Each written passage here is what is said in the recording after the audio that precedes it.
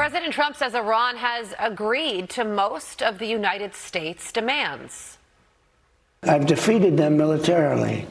They're totally defeated militarily. They have some missiles left. We could wipe them out too. And I hit them 3 times last week very hard because they sent a drone into a ship. I hit them. And we're negotiating, and we'll see whether or not. I think they've agreed to just about everything we need.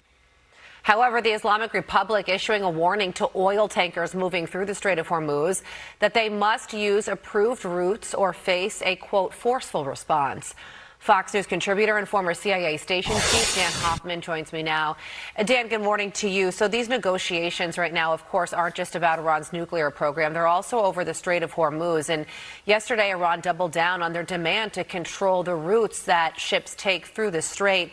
Here's the quote from Iran's military command. They say any failure to comply, deviation from the designated routes, or disregard for the navigation protocols of the Islamic Republic of Iran in the Strait of Hormuz will be met with an immediate and forceful response from the armed forces, endangering the security of the violating vessels. So is the situation now that ships are forced to either choose between Iranian demands or brave waters that are overseen by the United States? Because that does not feel like the free flow of commerce here.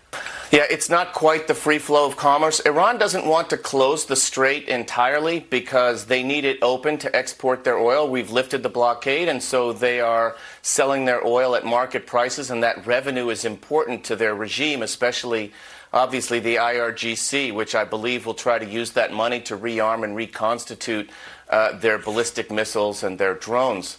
But at the same time, Iran wants to project power, and they want to enforce some control over their own self-designated sphere of influence. They want to make it clear to the Gulf states and the United States that they can control the Strait of Hormuz going forward, that they will have a role to play in how it's managed.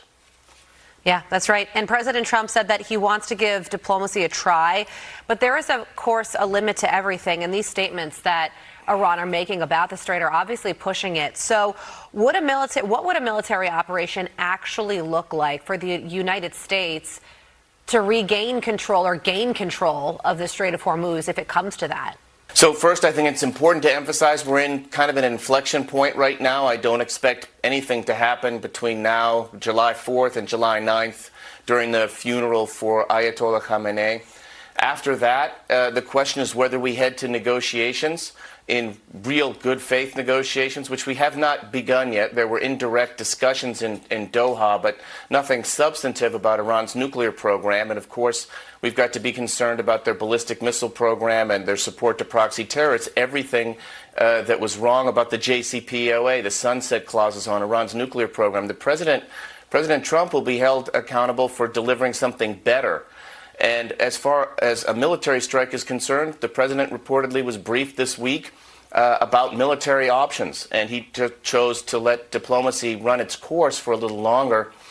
We've destroyed some large percentage of Iran's missiles and drones, but they still retain enough asymmetric capabilities, their Mosquito fleet, mines, some missiles and drones, to cause problems for us in the Strait of Hormuz. If we were to mount a military operation, it would be costly, economically costly, potentially. And so the president will have to weigh doing that versus the approaching midterms and the potential impact on the global economy and ours as well.